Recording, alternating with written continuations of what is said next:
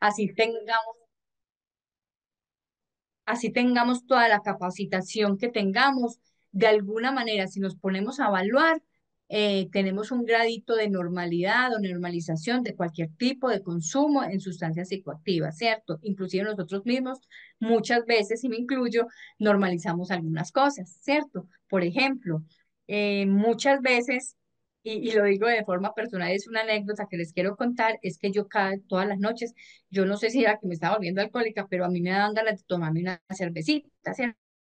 Yo estaba tan cansada del trabajo, tanto calor, tanto tráfico para llegar a mi casa, y yo decía, ay, qué rico una cervecita, y yo me tomaba una cerveza y para mí era un elixir, pues, una cosa loca, una cosa que me calmaba, una cosa que me refrescaba, y yo decía, no, una cerveza, pues una cerveza no es un grado o un factor de riesgo, y resulta que sí, cierto, cuando ya me puse a analizar bien la situación, yo dije, bueno, una cerveza probablemente dice que tiene cebada, que yo no sé qué, que un montón de cosas, pero también tiene grado de alcohol, un grado alto de alcohol. Entonces, por algo me tiene que estar produciendo un bienestar o por algo yo también todas las noches tengo que decir que rico una cervecita. Entonces ya uno se vuelve, se programa, de pronto tiene un poquito más de conciencia con la situación, pero yo misma estaba normalizando de pronto una conducta, ¿cierto? Que se puede catalogar como consumo. Obviamente, pues uno de pronto tiene un poquito más de estrategias para controlar una conducta y puedo decir, gracias a Dios, que la identifiqué, la atendí y obviamente entendí que eso podía ser un factor de riesgo alto para mi vida. Hice un ejercicio personal, hice un ejercicio familiar, entonces todo lo que hemos visto acá, me di el trabajo de atenderlo para mí, ¿cierto? Entonces saqué mi historia personal, empecé a mirar antecedentes familiares y empecé a identificar un montón de factores de riesgo que dije, bueno, una sola cerveza no es nada, pero si yo me pongo a mirar mi entorno, mis factores de riesgo familiares, pues madre, eso me puede llevar de pronto a cualquier situación de consumo. Y miren lo gracioso, lo espontáneo que sería eso, pero miren la dificultad que puede ser ante una situación de riesgo, ¿cierto? Entonces, muy rico hacer ese ejercicio también personal. Eso ocurre en todas las modalidades, no solo del consumo, sino también del manejo de emociones. Uno puede ser también como esa herramienta de experimentación con respecto a lo que yo voy a hacer con el otro, ¿cierto? Entonces, uno puede experimentar y evaluarse uno mismo también para poder proyectarse hacia el otro en lo que quiere trabajar. Eso pues se los cuento como anécdota personal, pero eh, eh, a- eh, apunta pues como a este concepto del objetivo estratégico que es esa percepción de normalizar absolutamente todos los actos con respecto al consumo. Les decía que entonces nosotros también somos un poquito normalizadores del consumo de pronto desde el ámbito laboral. Para nosotros es muy normal que el compañero fume, ¿cierto? Muchos de nuestros compañeros o nosotros mismos tenemos como un horario o un espacio de pronto en nuestra empresa donde vamos a fumar todos los días y eso lo normalizamos. Y no le trabajamos a esa prevención de esta persona, simplemente lo normalizamos y él es el que está fumando, ¿cierto? El colegio, pues obviamente también normalizamos todo. Generalmente también es triste reconocer que desde los colegios la prevención en sustancias psicoactivas también se está disminuyendo mucho y se está ciñendo solamente a un protocolo viejito, pero nadie está poniéndole el alma a esto. Entonces, eh, los niños ya usan celulares, ¿cierto? Los niños ya tienen unas interacciones distintas y eso no lo estamos identificando.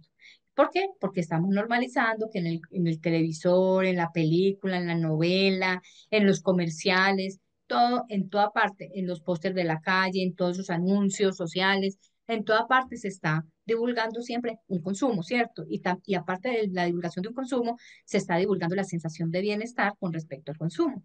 Entonces, es muy compleja toda esta área de la prevención. Otro objetivo estratégico es desarrollar habilidades y capacidades personales que reduzcan la vulnerabilidad frente, ¿a dónde voy? A los consumos de droga y otras conductas susceptibles a provocarla, ¿cierto? Ahí es donde ya se empieza, o sea, ya nosotros hemos identificado un montón de factor de riesgos. ¿Qué pasa entonces con un protocolo de intervención, de prevención? Más que, más no, teniendo en cuenta todo lo que nosotros hemos identificado con relación a los factores de riesgo, ya vamos a entrar es a trabajar con el sujeto, ¿cierto? Con el sujeto mediante a qué? Mediante a una aplicación de unas técnicas con respecto a lo cognitivo-conductual, ¿cierto? No sé si suene que todo el mundo necesita un psicólogo, que todo proceso de vida necesita un psicólogo y que los psicólogos tenemos que estar ahí siempre como apoyando en los procesos terapéuticos, pero se puede hacer un proceso terapéutico, no de forma individual, sino colectiva, donde enseñemos a los niños, niñas y adolescentes a tener unas habilidades para poder enfrentarse a una situación de exposición al consumo de sustancias psicoactivas y a otro tipo de exposiciones que tengan factor de riesgo.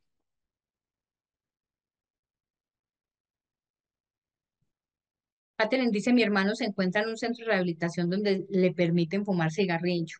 Lo denominan como una pauta activa. Sí, es triste pensar en eso. ¿Por qué? Porque hablábamos también en algún apartadito de nuestra capacitación que generalmente el consumidor, cuando entra a un proceso de rehabilitación, lo que hace es como hacer un intercambio de estímulo placentero, digámoslo así, y dentro de la rehabilitación muchas veces eso se toma como normal, ¿cierto? Obviamente uno apuntaría y el objetivo máximo de una rehabilitación sería obviamente deshabituarse del consumo y no hacer una sustitución de este por ningún motivo, ¿cierto? Pero lo cierto es que como ya tenemos una afectación en toda esa área mental y en toda esa área cognitiva, y aunque trabajemos absolutamente muy duro con relación a todos eso, esas programaciones mentales, cambios de comportamiento, cambios de hábito, y hagamos de este sujeto una persona como con capacidad de dar respuesta positiva ante todos los estímulos, no hay que dudar que ya hay un deterioro, ¿cierto? Y que ese deterioro lo puede conllevar no a superarlo totalmente, sino también hacer una sustitución. Lamentablemente pasa. Generalmente un pelado que entra a un centro de rehabilitación o una persona adulta que nunca había consumido cigarrillo y entró por marihuana, por cocaína, por lo que haya sido el motivo por el cual entró al centro de rehabilitación, siempre vamos a tener, casi siempre, casi, yo diría casi que el 100% de los casos, una sustitución de la adicción. Entonces pasaría de una adicción a otra. Lo que pasa es que lo llaman una adicción menos agresiva, ¿cierto? O más positiva, aunque sabemos que va a ser casi que de la misma forma agresiva. Pero sí pasa, pasa muchísimo y pasan todo. Hablábamos de las otras adicciones no químicas, ¿cierto? Que muchas veces también no se sustituyen esas adicciones con respecto a algo químico, sino que también tienden a favorecer otras conductas compulsivas y adictivas con respecto a cualquier cosa del entorno, ¿cierto? Entonces, eso siempre tenemos que estar como también muy alertas a identificar esto, a identificar aquello, el factor de riesgo. Por eso insisto tanto en el mantenimiento de todo un tratamiento, ¿cierto? De un plan de tratamiento, porque el plan de tratamiento nos va indicando día a día cómo lo podemos modificar, si esto nos sirve, cómo lo podemos atender desde otro punto de vista, cómo podemos afianzar algo. O sea, todo el plan de tratamiento nos va indicando el paso a paso dentro de todo un periodo de tiempo, así sea largo, ¿cierto?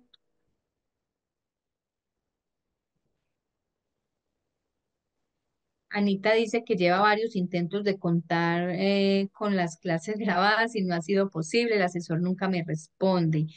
Anita, David nos acaba de decir que ha sido como muy difícil que las grabaciones estén bajando completicas porque obviamente estamos hablando de grabaciones de 3 y 4 horas de estudio, ¿cierto?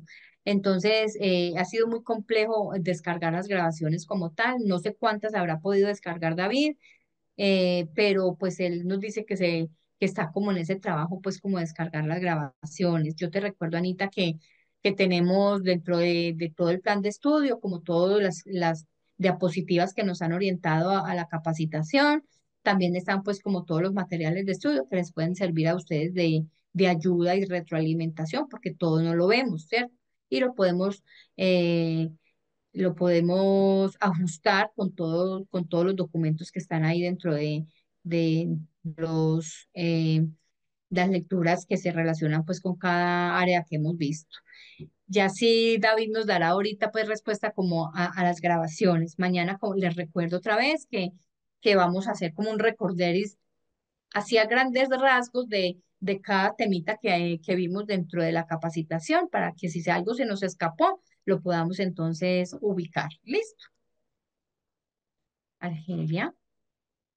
Argelia, a mí me parece la leyenda, a mí me parece la leyenda de la grabación no existe. Ojalá se pudieran subir porque me perdí las primeras clases. Bueno, eso sí, Argelia, se me sale de las manos a mí, eh, pero vamos a tratar entonces de bajar las grabaciones de forma pues como exitosa para que tengamos también eso.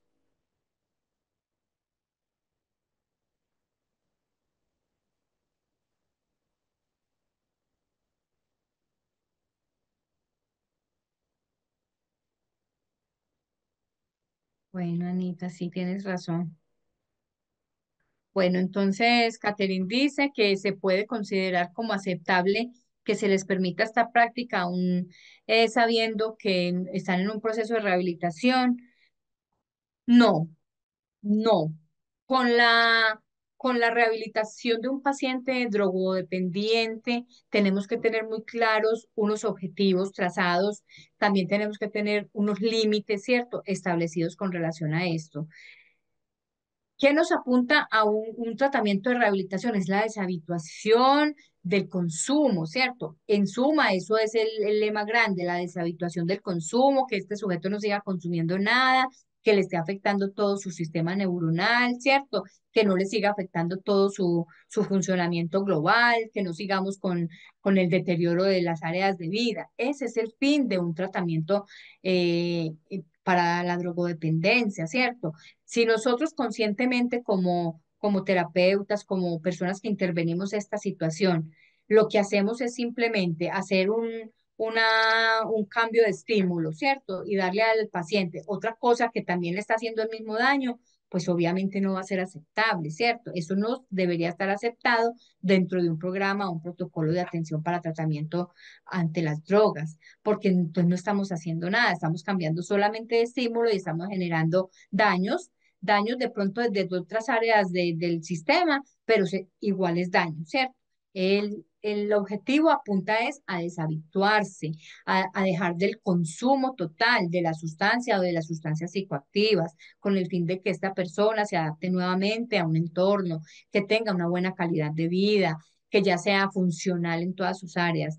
Pero vuelvo, insisto, si tú le das a la persona que entró a mi centro de rehabilitación, algo que, una reposición pues como del consumo, con cigarrillo, ¿qué le estamos dando? ¿Qué es el cigarrillo, cierto? También en la primera clase les dejé una diapositiva con todo lo que tiene el cigarrillo, entonces le estamos dando otro veneno, no es la idea.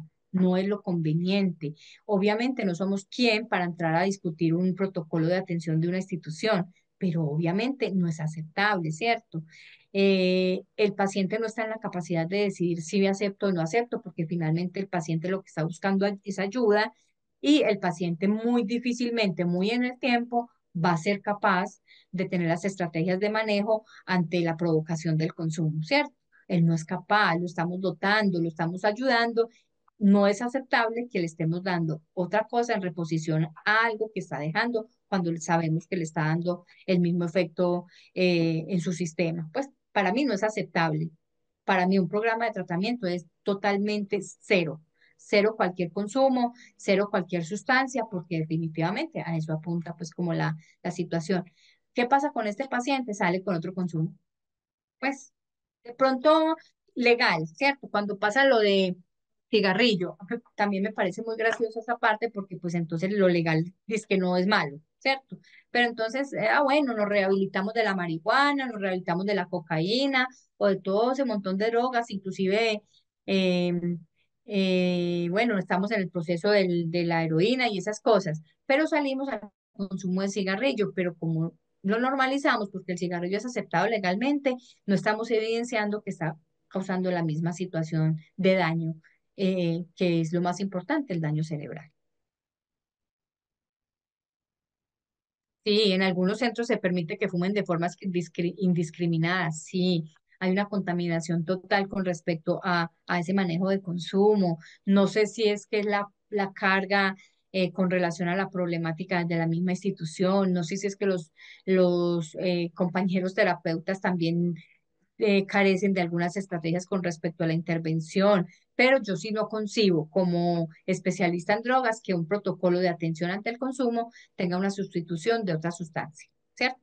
¿Qué pasa con la heroína? Siempre y se propone y está pues estandarizada, está aceptada inclusive por todo lo de salud, que se reemplace por la metadona, es porque la heroína ya causó un efecto grave que no se puede dejar de consumir. Cuando tú eres heroinómano, ya es imposible. Imposible, por más que quieras, la rehabilitación del heroinómano no es dejar de consumir la heroína, sino reemplazarla por la metadona, que la metadona es un opioide agonista que hace el efecto de, digamos, agradable, pero de pronto de menos impacto. Igual también está clasificado entre sustancias psicoactivas. Lo que pasa es que el heroinómano ya es un ser que ya no puede dejar de depender de su adicción por múltiples razones, ¿cierto? Por daño cerebral, por toda la sintomatología que ocasiona esto al dejar de consumirlo, por la gravedad y por la letalidad que puede significar la abstinencia de la heroína. Entonces, en ese caso, pues obviamente son cosas o condiciones pues como estandarizadas y que tienen que ser. Pero si en el caso de otras sustancias, pues lo más ideal es que no, si vamos entonces a implantarle otro vicio o otra adicción, entonces que sea algo, digámoslo dentro del comillas, algo más sano y no va a ser más sano un consumo de un cigarrillo.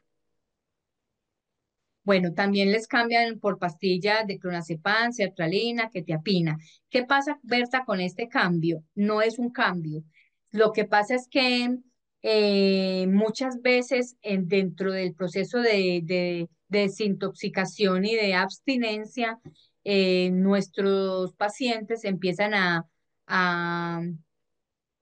a manifestar una sintomatología que es muy compatible con estados depresivos, con estados ansiosos, con de pronto trastornos bipolares, pues no trastorno como tal, sino con rasgos de trastorno bipolar.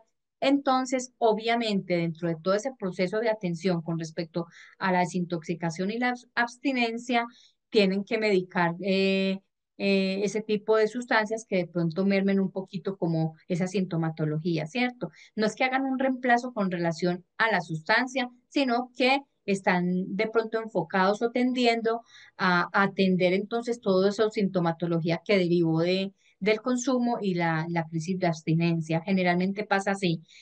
Pero ¿qué pasa después de ello? Obviamente eso tiene que ser un tratamiento, digamos, asistido con relación a los médicos o a los psiquiatras, pero generalmente no son asistidos, sino que les dan el medicamento, tómenselo cuando se sienta así. Entonces, ¿qué pasa con el paciente que está en recuperación? Se vuelve dependiente de ese medicamento porque si finalmente ya desmontó el otro consumo, este también me está provocando bienestar, ¿cierto? Generalmente en estas crisis de abstinencia y estos largos periodos pues, de no consumo, entonces se afecta el sueño, ¿cierto? Se afecta el apetito, se afecta la motivación y estos medicamentos lo que apuntan es precisamente a activar esos neurotransmisores, ¿cierto? Y entonces ya el paciente empieza a encontrar en esa droga algo que le agrada, ¿cierto? Le agrada, ¿por qué? Porque si antes no dormía, ya duermo. Entonces, ahí es donde se vuelven dependientes a ese medicamento. Entonces, yo pensaría que conscientemente como terapia no le estamos dando ese medicamento para sustitución de lo otro, pero sí puede ser muy probable que se adquiera una adicción a ese tipo de sustancias medicamentosas.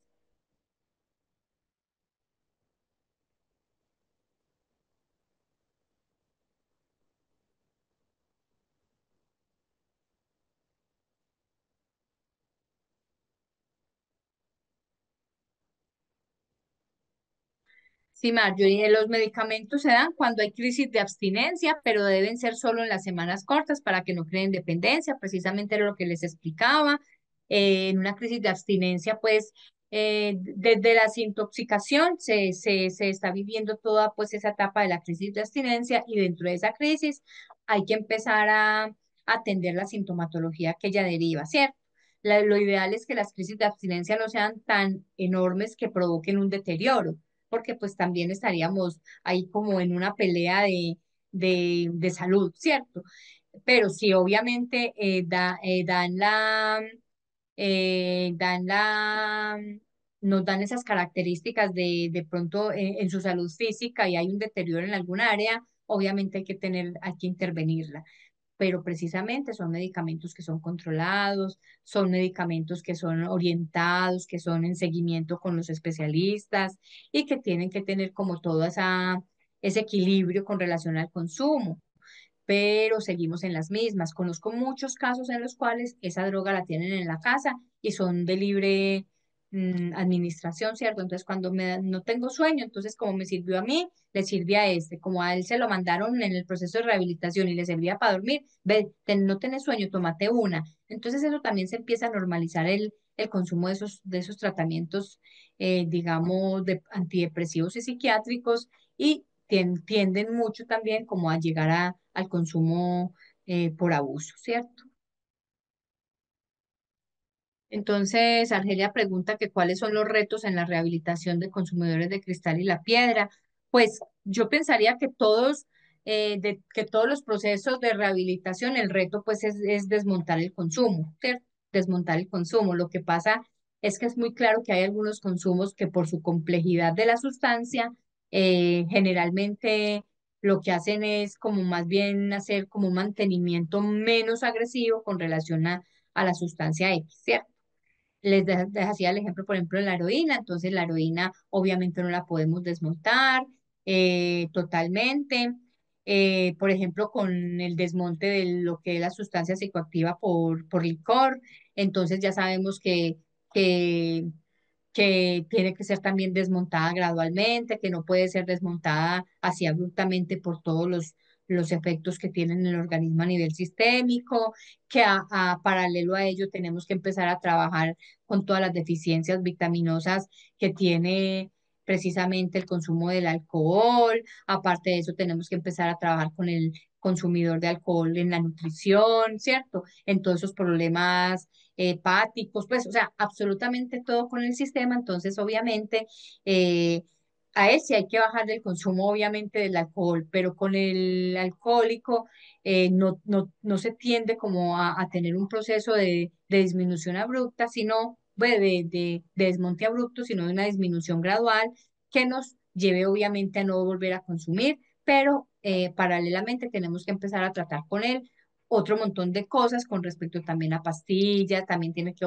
seguir tomando otro montón de cosas que no son de sustancias psicoactivas, pero que de pronto por su complejidad también pueden provocar un uso inadecuado de todas esas sustancias. Todo lo que tenga que ver con sustancias psicoactivas o cualquier tipo de adicción, la meta siempre, siempre de rehabilitación va a ser dejar de consumir o deshabituarse de la práctica compulsiva que tiene de consumo o cualquier tipo de, de adicción. Listo. Bueno, podemos decir que cuánto demora, también es un aspecto importante, cuánto demora de pronto una deshabituación o cada etapa de este proceso de tratamiento. Entonces también es muy subjetivo decir dura una semana, 2 semanas, 3 semanas, sino que cada paso o cada estadio de ese proceso de tratamiento dura dependiendo de qué, de las estrategias del paciente, depende de la sustancia que consumió, del tiempo que haya consumido, ¿cierto? Depende de la gravedad también que tenga con relación a otras comorbilidades, depende también de esa red de apoyo. Entonces, los tratamientos son enfocados inicialmente de pronto de forma general, pero también en la medida de la marcha y en la medida de todo lo que se va haciendo con relación al paciente, nos van dando pues como la respuesta de cuánto puede durar cada una de ellas.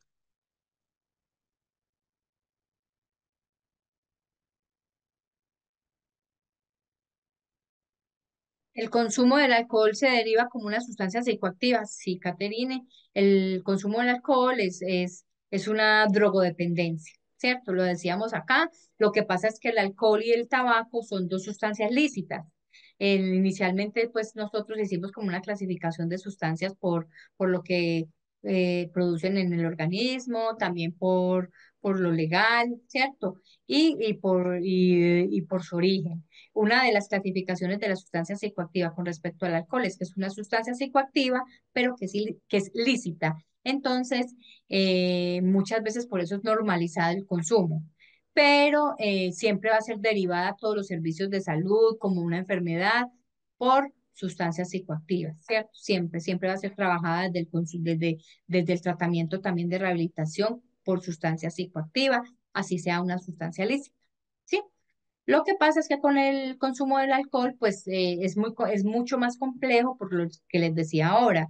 Es una sustancia que no solo atenta a lo que es a nivel cerebral y mental, sino que también tiene un efecto muy directo y demasiado complejo con relación al sistema, a todos los sistemas del cuerpo, ¿cierto? Generalmente atenta contra los tejidos blandos y todo el sistema cardíaco. Entonces, es muy complejo el tratamiento del alcohol, ¿sí? Cuando estamos trabajando con el alcohol, no solamente estamos trabajando con la rehabilitación ante el consumo, sino también con toda esa rehabilitación, digámoslo así, de las partes del sistema en general que haya afectado. Generalmente la afectación es devastadora, ¿cierto? Es grandísima.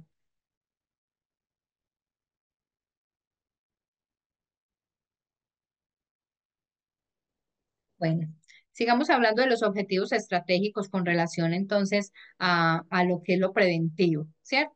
Es promover conductas de hábitos saludables, uso saludable de las tecnologías y alternativas de ocio sanas, incompatibles con el abuso de la sustancia y otras conductas adictivas. Nos encontramos, como estamos hablando de que esto es más proyectado como a niños, niñas y adolescentes que están como en todo su proceso de aprendizaje, de crecimiento, ¿cierto? De adquisición de estrategias, de todo ese montón de herramientas que tienen para su vida.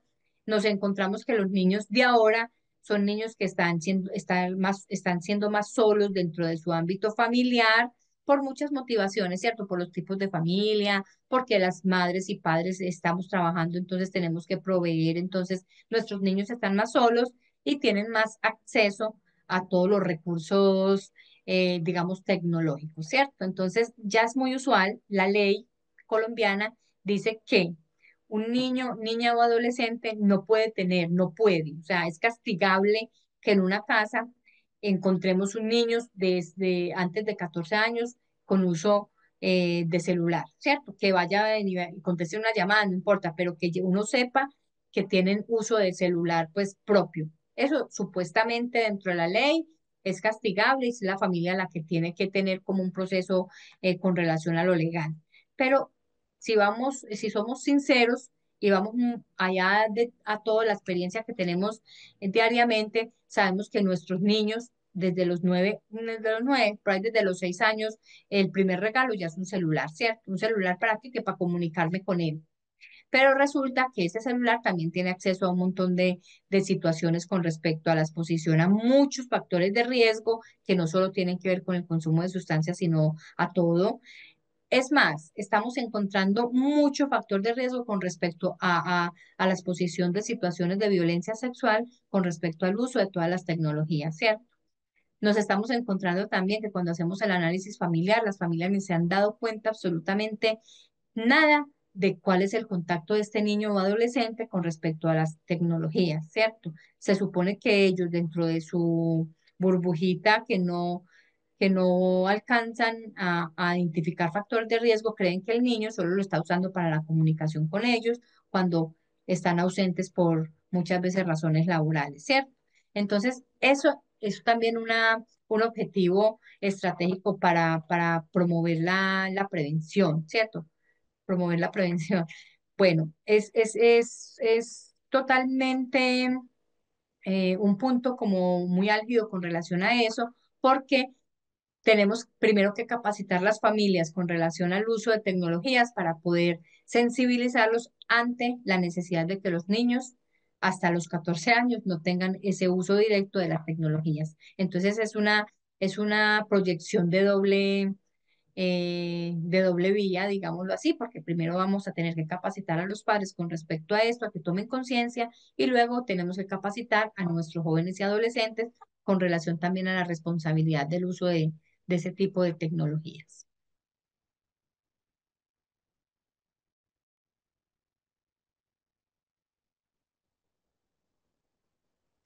En la ley de infancia y adolescencia, ¿cierto? Exactamente en este momentico no tenemos pues como el no tengo aquí el artículo, también lo puedo mañana averiguar pues con las personas que están alrededor mío, que son defensores de familia, que me pueden decir exactamente dónde está escrito, pero ahí en la ley de infancia y de adolescencia, eh, no me acuerdo cuál es, que es de bueno, yo mañana les dejo, les traigo esa tareita específicamente, pero si hay un parágrafo donde dice que los niños, niñas y adolescentes no deben de tener, no pueden tener un artículo tecnológico y con el uso pues así abierto con respecto a las tecnologías, obviamente por todo ese tipo de factores de riesgo que contiene ellos, ¿cierto? Y como esas tecnologías no son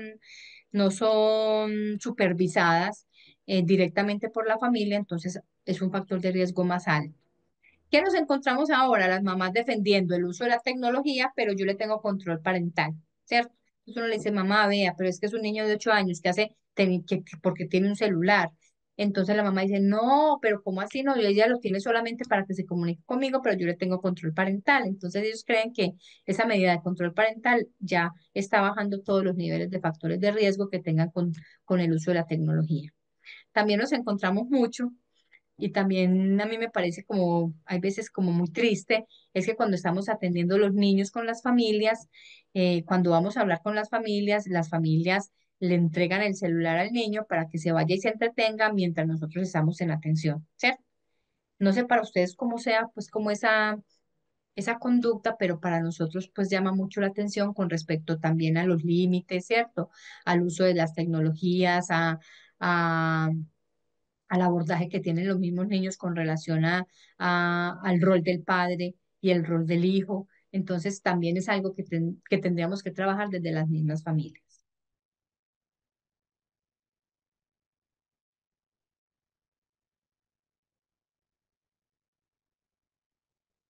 Bueno, consulta a una persona problema de drogas, si está tomando pastillas para cualquier dolor, se lo coloca debajo de la lengua.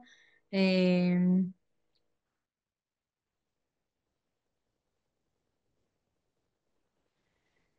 no sé a qué pastilla te refieres. Hay un montón de medicamentos con relación a un montón de enfermedades. Yo las conozco mucho, más que todo en tratamientos y antihipertensivos que se toman como un medicamento eh, debajo de la lengüita para que se absorba de una manera más eficaz y pueda producir pues un efecto como mucho más rápido. Obviamente, en esta actualidad estamos encontrando que hay unas modificaciones de algunas sustancias psicoactivas, en especial las estimulantes que vienen en unas pastillitas chiquitas y que se meten debajo de la lengua, ¿cierto? ¿Cuál es el efecto de ponerse un medicamento, cualquiera que sea, sea gota o sea pastilla bajo la lengua? Es que nosotros tenemos unas terminaciones nerviosas más activas debajo de la lengua y pueden absorberse en los medicamentos muchísimo más rápido, ¿cierto? Entonces el efecto que deseamos con relación a lo que sea, es casi que inmediato, es como si estuviéramos poniendo una inyección intravenosa. Entonces, sí hay que tener especial cuidado en eso, porque eso también puede ser una conducta que nos puede llevar o un factor de riesgo a una conducta adictiva. Obviamente, si son medicamentos que ni siquiera son de uso que fue prescrito hacia esa persona, ¿cierto? Eso sí es como un factor de riesgo que podemos empezar a identificar. Si tú tienes un paciente así, debes de hacerle una muy buena anamnesis, qué pastilla es, para qué la está usando, quién se la recetó, para qué se la recetó, cuánto tiempo se la recetó, porque sabemos que los medicamentos o los tratamientos no son para toda la vida, sino que también tienen un periodo de tiempo establecido, ¿cierto? Cualquier tipo de medicamento, cualquier tratamiento, cualquier droga todo tiene un periodo de tiempo establecido para que cause un efecto deseado con relación a lo que estamos tratando. Entonces, si tienes un paciente así, pues yo sí te invito como a que indagues más con respecto a esto y si se trata de una sustancia psicoactiva en alguna modalidad pues ya derivada de lo que conocemos como tradicional, o si de pronto es algún medicamento que no es sustancia psicoactiva, que está siendo, que fue recetado para un fin, un fin o un propósito y que se está usando de manera indebida o a libre pues demanda. Sería bueno que lo analizaras bien con esa persona y que miraras los factores de riesgo. En la deshabituación se analiza con el usuario el ciclo de consumo, por ejemplo, cuando su droga de inicio es el alcohol y eso lo lleva a otra sustancia. ¿Cómo se produciría ese descondicionamiento? Sí, o sea, dentro de la terapia, lo que nosotros, obviamente, dentro de esa evaluación tan completa que vamos nosotros a hacer después de este diplomado, entonces tenemos que hacer una buena clasificación de cómo se inició, pues, como el consumo y por qué sustancias psicoactivas se inició el consumo. Eso es dato importante, ¿cierto? Porque nosotros estamos aquí hablando de consumo de sustancias psicoactivas. Miremos qué consumo de sustancias psicoactivas tenemos, si es cocaína, cuánto llevan cocaína. Pero ese datico que nos comenta Argelia es un dato importante con relación a identificar entonces cuáles son también las fases de consumo de esta persona y a qué tiene tendencia en cuanto al consumo. Entonces, en esa anamnesis que vamos a hacer y en esa evaluación inicial, sí es bueno como empezar a indagar cómo empezaste a consumir, ¿cierto? En qué entorno, cuál fue el motivo o qué persona, ¿cierto? ¿Qué situación fue la que te condujo primero al consumo? También indagar como en modo de conversatorio, ¿cuál fue tu primer consumo? ¿Por dónde empezaste? Bueno, sí, es que yo empecé, generalmente se empiezan por el alcohol o por la marihuana, ¿cierto? O sea, decíamos también en clases anteriores que la marihuana está clasificada como la droga de inicio ante cualquier tipo de consumo. Otros empezaron con las dos, con la revolturita de una y la otra. Pero entonces sí es muy importante reconocer entonces la droga de inicio. Y también, si pudiéramos ir como más allá, entonces esa droga de inicio, ¿cuánto nos duró con respecto al inicio o el empate de la otra sustancia psicoactiva, ¿cierto? ¿Cómo se produciría ese descondicionamiento al uso de la droga? Pues obviamente estamos trabajando con una rehabilitación, ¿cierto? Una deshabituación del consumo actual, porque si nos está diciendo que inició con una, pero que siguió con otra, ya no tenemos que trabajar con la anterior, sino que tenemos que trabajar con la, con la, con la que está haciendo en este momento, pues como la droga activa. ¿Qué podemos trabajar con el usuario o con el paciente o con el individuo con respecto a de pronto no recaer en la droga inicial? Es en todas las terapias que vamos a aplicar, conductuales y cognitivas, ¿cierto? La toma de conciencia de este individuo con relación a las estrategias también que tiene que aplicar para poder enfrentarse a una situación que lo pueda conllevar al consumo. Definitivamente es la terapia la que nos va a encaminar a que las deshabituaciones o el descondicionamiento sea efectivo, ¿cierto? Si nosotros hacemos una buena terapia o no la apuntamos de forma adecuada, obviamente no vamos a tener claridad en la capacidad de este individuo para tener esas estrategias o esas herramientas para luchar contra el estímulo que le pueda provocar otra vez el consumo. ¿Sí? Pero sí tenemos que tener muy claro entonces cuál fue la de inicio, cuál fue la que progresa, o si de pronto la de inicio y la que siguió están combinadas también, porque se pueden, obviamente los tratamientos no van encaminados a una sustancia psicoactiva solamente, sino a todo el paquete que nos traiga el paciente en el momento que lo estamos atendiendo.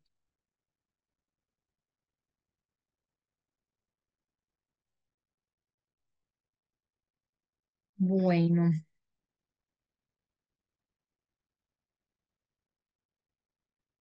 así. Sí. María Gracia dice que eso se ve mucho, y creo que estás hablando de cuando le damos los celulares a nuestros niños, sí, se ve mucho, Para mí es un factor de riesgo muy alto, me parece, como les decía, es muy gracioso porque pues yo atiendo diariamente familias y niños con relación pues como a todo un montón de factores de riesgo, pero el primer factor de riesgo que nosotros identificamos es ese. Llegan las familias, el niño se entretiene con el celular y si no duramos 1 hora, 2 horas o 3 horas con esta familia, el niño está perdido dentro de su celular haciendo un montón de cosas y un montón de juegos, ¿cierto? Los niños siempre se excusan diciendo que están jugando, pero en realidad en esos juegos también hemos identificado que hay un montón de juegos que ya es que los vivos están en toda parte, ¿cierto? Entonces ya la gente que es mala, digámoslo así, con el buen uso de la palabra, ya identificó que los niños están mucho en pantalla en unos juegos específicos, ¿cierto? Entonces ya estamos identificando que en esos juegos emergen cosas que los niños ni siquiera son capaces de manipular, hasta fuera de su manipulación, pero emergen y casi todas son hacia el consumo de sustancias psicoactivas y también a toda esa exposición que tienen a la violencia sexual. Entonces, sí, eso es algo que los padres no están entendiendo. Inclusive hay muchos padres que llegan a las intervenciones y dicen que los niños son tranquilos y son calmados y uno va mucho más allá de de esa historia y resulta que es que ellos están haciendo oficio, están trabajando desde casa y los niños están callados porque están pegados de una tecnología, llámese celular, computador, tablet, lo que sea, pero siempre los niños están pues como en función de esas tecnologías que no están siendo bien abordadas y que son el factor de riesgo más alto para adquirir cualquier tipo o estar en cualquier factor de riesgo con situaciones muy complejas.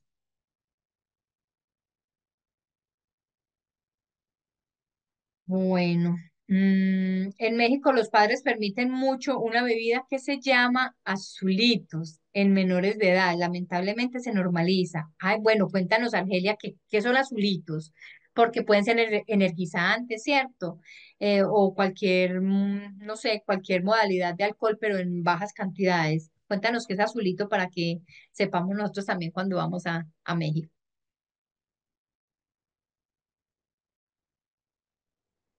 Ah, ya, sí. Tienen vodka, es de color azul. Sí, en Colombia se presentan también como, tenemos uno, eso se llama son como aperitivos.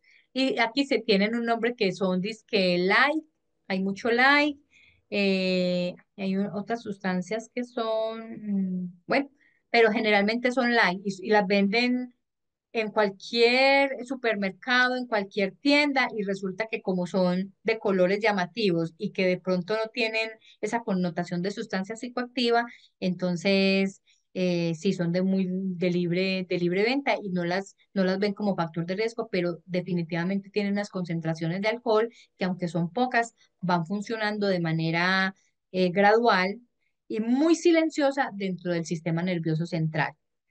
Bueno, una cosa que también quería como anotar es que cuando hablamos también de sustancias psicoactivas, dentro de algunas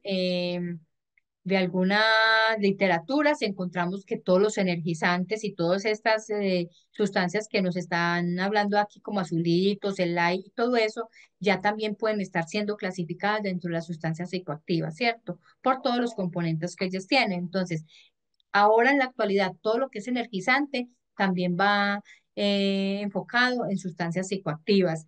Y el otro enfoque que también les había hablado yo una vez en el inicio de las clases, que se me había olvidado el concepto, eran los afrodisíacos. Todas esas sustancias que mal llamadas son afrodisíacos también atentan contra el sistema nervioso central y en algunas clasificaciones, no en todas, las tienen también como alguna clasificación muy sutil de sustancias psicoactivas, ¿cierto? Pero precisamente es por todos los componentes y por todas las reacciones químicas que generan al organismo, más que todo, especialmente al sistema nervioso central. Cuando tú ya un medicamento, una droga, una sustancia, al ingresar a tu cuerpo, genera una reacción y que eso te sugiere de pronto un poquito de sensación de bienestar y todo eso, entonces eso ya va muy encaminado a ser una sustancia psicodélica o psicoactiva.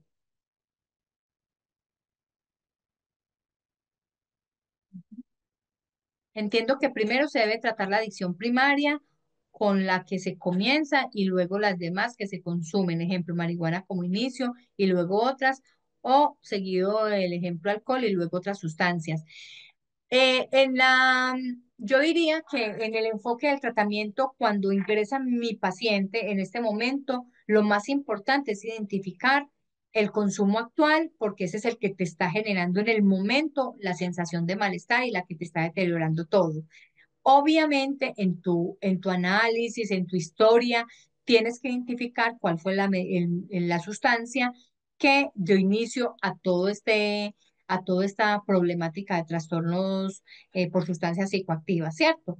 No vamos a dejar de un lado la una de la otra, no es que entonces inició por ahí entonces aquí está consumiendo otra, no. Obviamente todo lo tenemos que tener sobre la mesa, ¿cierto? Porque sustancia es sustancia, pero obviamente nos vamos a enfocar en la actual, que es la que está generando el daño, que es la que de pronto lleva más periodo de tiempo de consumo.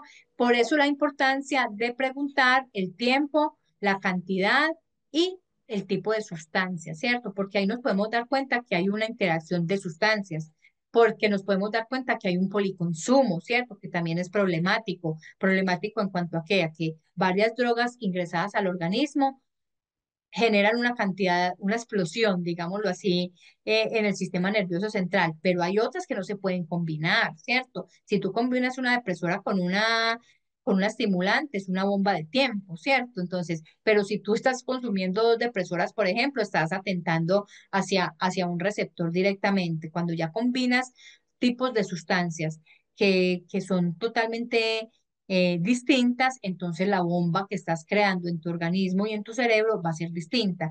Por ahí tenemos que empezar pues como a identificar el tipo de sustancia, no solamente decir, ah, marihuana, no.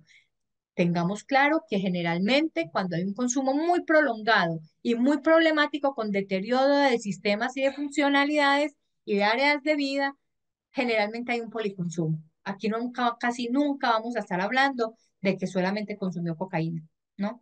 Consumió cocaína, no, porque si consumiera solo una sustancia psicoactiva, el deterioro sí se da, pero de forma más gradual y menos significativa, o puede que todas las funcionalidades del ser humano no estén afectadas. Lo más normal es que cuando hay un consumo grave y un consumo problemático, siempre, casi siempre, diría yo que casi siempre, en el mayor de los casos, vamos a encontrar policonsumo y obviamente entonces tenemos que trabajar desde el policonsumo, ¿cierto?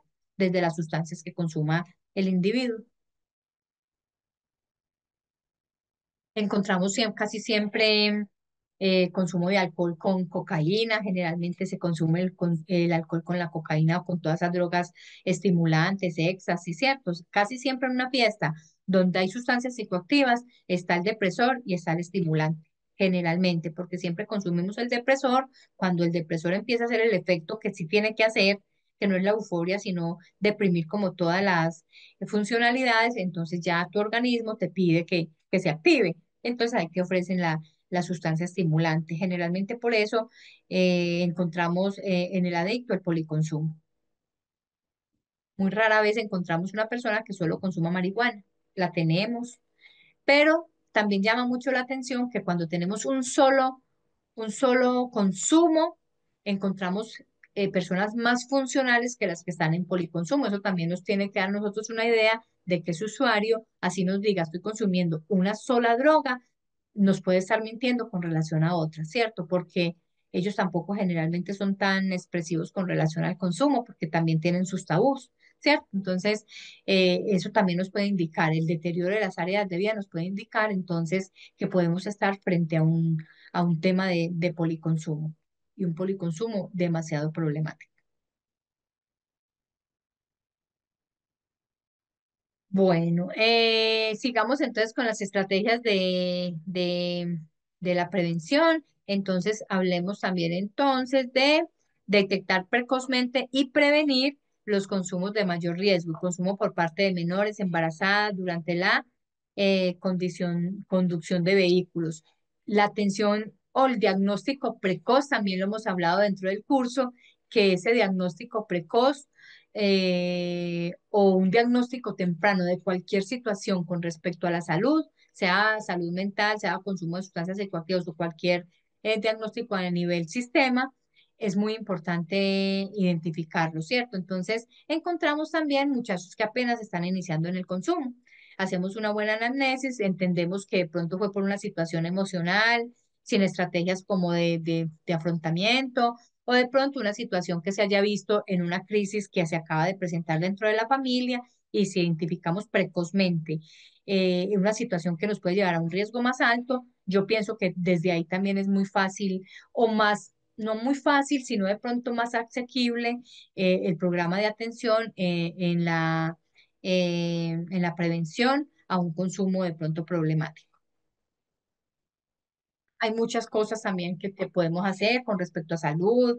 Muchos de nuestros muchachos, mamás los llevan al médico para que les manden la prueba toxicológica. Entonces también eso puede ser un diagnóstico precoz que nos diga, hombre, sí, aquí identificamos algo. Embarazadas también con consumo, también es muy bueno hacer un diagnóstico precoz en ellas desde todo ese control prenatal para también identificar en ellas mucho riesgo en el consumo y también evitar que sea un niño que nos nazca con un tóxico positivo.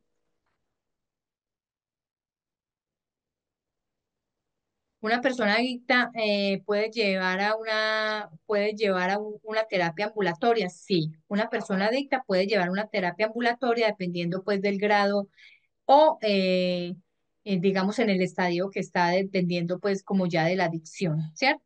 Muchas de las terapias se hacen desde casa, no necesitan pues internamiento, pero también consiste mucho en esa apertura y receptividad que tiene el usuario como tal y su red de apoyo, ¿cierto?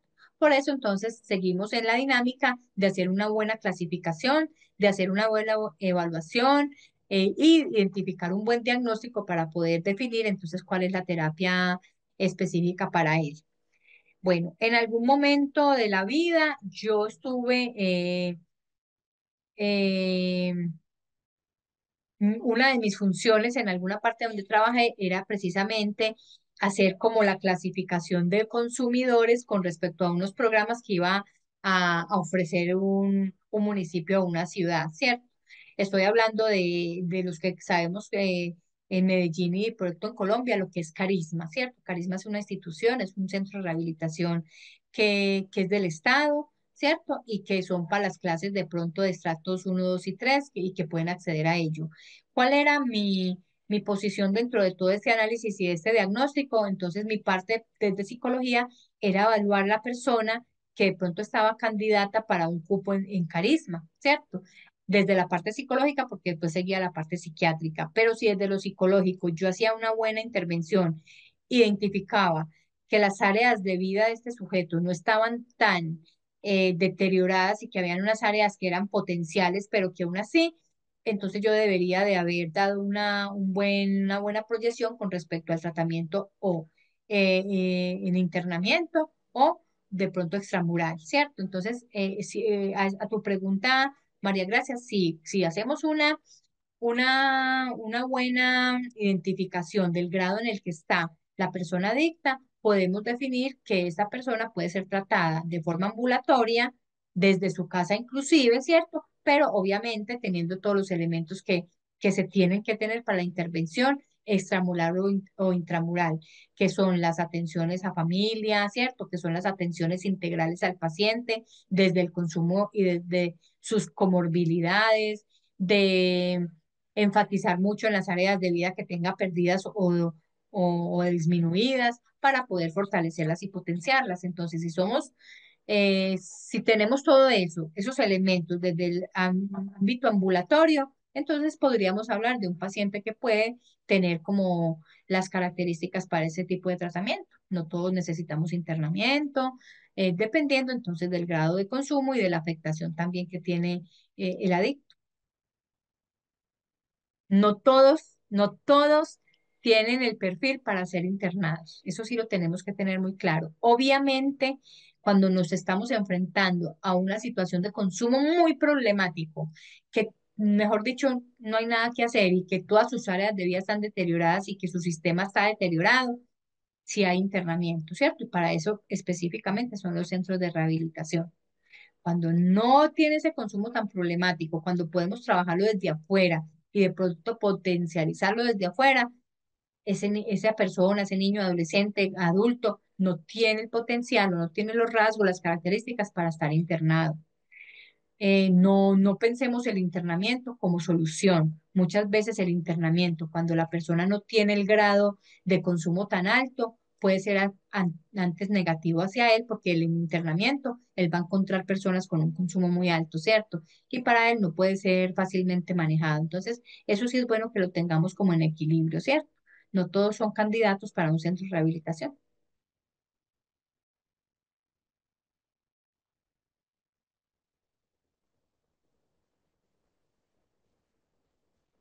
Bueno. Sí, Valentín, es muy clara tu observación. En la valoración inicial es donde tenemos que definir absolutamente todo, o sea, nuestro abordaje, nuestras técnicas, los estadios en que va a pasar el paciente, ¿cierto? Identificar la red de apoyo, la familia, o sea, en la primera valor, es más.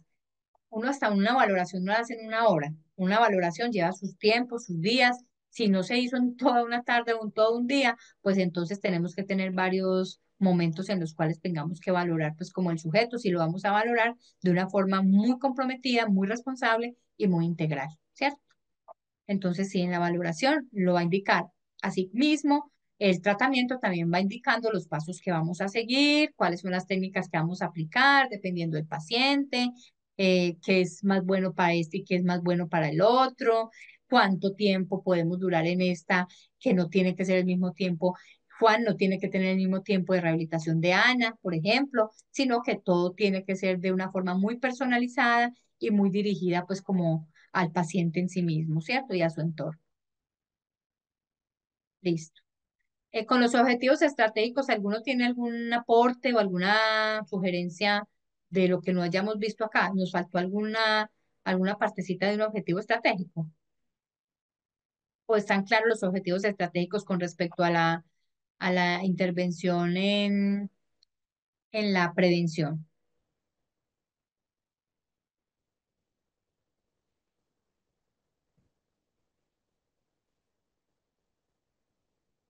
Entonces, bueno, nadie dice nada, entonces pongámoslo como que está claro. Bueno, ahora entonces vamos a hablar de las habilidades para la vida, ¿cierto? Resulta que dentro de los programas de prevención siempre hablamos como de unas técnicas que debemos aplicar y esas técnicas siempre van encaminadas como habilidades para la vida. Eso lo hemos escuchado en todos los entornos, desde nosotros en el colegio también nos han capacitado en habilidades para la vida, pero ¿qué es eso? ¿Cierto? ¿Qué son habilidades para la vida? Las habilidades para la vida son las aptitudes que permiten a las personas enfrentar los desafíos de la vida cotidiana. Estas habilidades pueden ser cognitivas, emocionales, interpersonales o sociales. Entonces, encontramos que todos los protocolos de intervención ante las prevenciones en salud mental en general siempre nos están hablando de habilidades para la vida. Esas habilidades van proyectadas especialmente a todos los grupos poblacionales que tienen que ver con niños, niñas y adolescentes, porque, como decíamos ahora, son la población que está empezando, ¿cierto? Que está adquiriendo conocimiento, que está adquiriendo estrategias y son las personitas que son como más permeables a tener como una capacitación y digamos, una adquisición de unos conocimientos que le van a servir para enfrentarse a la vida. Las habilidades para la vida no solamente las estamos capacitando desde el ámbito académico, ¿cierto? O desde el ámbito de un programa preventivo, sino que las habilidades para la vida también las capacitamos desde el entorno del hogar, que como recordamos es el primer entorno que nos va a orientar, ¿cierto? El primer entorno orientador hacia cualquier conducta que nosotros desarrollemos a lo largo de la vida. ¿Sí? Estas habilidades para la vida, entonces, generalmente son clasificadas como en 10 habilidades. Los protocolos de intervención en la prevención traen muchos de ellos traen unos talleres específicos que podemos aplicar para elevar, potencializar, capacitar, ¿cierto? Dotar de la habilidad de vida que vamos a trabajar específicamente. Eh, Siempre se trabaja con los adolescentes generalmente en todos los ámbitos. Eh, Nosotros como educadores también lo hacemos, así sea de forma inconsciente, lo estamos aplicando, pero definitivamente el protocolo sí debería tener como diseñado un plan donde nosotros podamos empezar a trabajar con estos chicos, chicas y adolescentes. Y aparte de eso, también es digamos, ese protocolo de habilidades para la vida, también es muy bueno trabajarlo con nuestras personas que están en rehabilitación, ¿sí? Desde todo este manejo que le damos cognitivo-conductual, podemos empezar a enfocarlo también desde cada una de esas habilidades para la vida, para que ellos también aprendan, reaprendan eh, como todo ese concepto para poder entonces enfocarse también a su recuperación. ¿Sí? Entonces, recordémoslos acá como a grandes rasgos. Tenemos, les decía que son 10 generalmente como estandarizados, que son el autoconocimiento, que refiere a conocerse, es el soporte y el motor de la identidad y la autonomía, captar mejor nuestro ser, personalidad, fortalezas, debilidades, actitudes, valores y aficiones que se proyecta en este autoconocimiento. Entonces, como les digo, también es como un tallercito muy bueno que le podemos aplicar a nuestro drogodependiente cuando ya está listo para empezar como la terapia cognitivo-conductual, ¿cierto? Es como empezar a que él tome conciencia de quién es, como ser, cómo se fortalece, como ser que puede proyectar hacia el otro, ¿cierto? Cuáles son sus fortalezas, cuáles son sus debilidades, puede hasta reconocer cuáles son como las fortalezas y debilidades que tiene su entorno con respecto a su propio proceso que está llevando de rehabilitación hacia el consumo de drogas. Entonces, ahí podríamos también enfocarlo desde toda esa intervención que nosotros vamos a aplicar con las técnicas que aprendimos ayer. La empatía entonces es otra habilidad de vida que tenemos que empezar a manejar o que tenemos que manejar consecutivamente, que es una capacidad innata de las personas que permite entender puentes hacia universos distintos al propio, ¿sí? Para imaginar y sentir cómo es el mundo desde la perspectiva de la otra persona. Siempre hablamos que la empatía es en una frase como muy coloquial, es ponerse en la piel o ponerse en los zapatos del otro, ¿cierto? Esa sería la empatía. Es algo también como muy importante trabajar desde la perspectiva del tratamiento contra las drogas.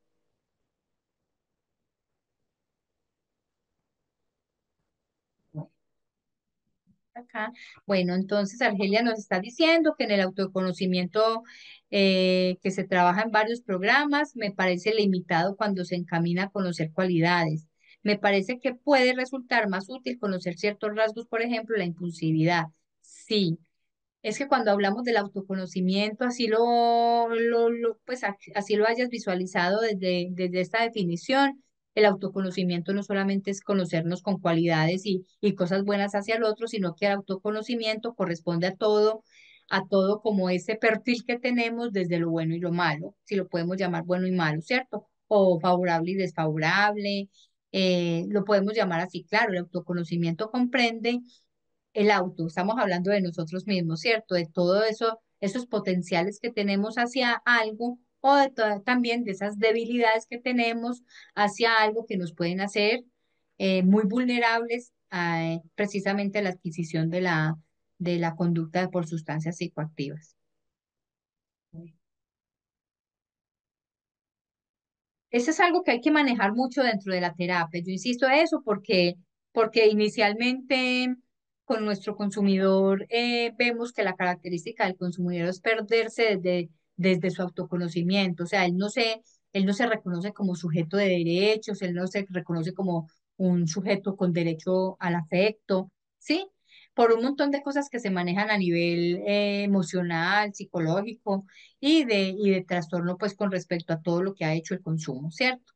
Entonces eso sería como una buena primera entrada para trabajar con ellos, para identificar entonces también en qué momento de conciencia está con respecto a sí mismo, ¿sí? Si nosotros identificamos en un paciente cuando estamos en su tratamiento ya de psicoterapéutico, que el paciente ya está teniendo la capacidad de toma de conciencia con respecto a sí mismo, también nos abre un caminito ante la probabilidad de una buena recuperación, ¿cierto? Ya podemos trabajar con él como todas esas estrategias y potencialidades con respecto a evitar el consumo, con respecto a también a un estímulo específico. Entonces también nos puede dar un caminito con respecto a, al tratamiento. Bueno, la empatía, listo. La tercera habilidad sería la comunicación afectiva o asertiva. Entonces, la persona que se comunica asertivamente expresa con claridad lo que piensa, siente o necesita, teniendo en cuenta los derechos, sentimientos y valores de sus interlocutores. La comunicación asertiva se fundamenta en el derecho inalienable de todo ser humano a expresarse, a afirmar su ser y a establecer límites en las relaciones sociales. Si vemos estas tres habilidades para la vida y las correlacionamos con un proceso de pronto terapéutico que estemos llevando, ¿cierto? Independientemente del grado de consumo de la persona como tal, vamos a ver que son tres aspectos muy importantes que pierde el consumidor, ¿cierto? De pronto vamos a ver que todos los 10 habilidades que nos están proponiendo son un talón de Aquiles del consumidor, ¿cierto? Pero precisamente las vamos a identificar, es para poderlas trabajar desde nuestro proyecto terapéutico hacia esta persona.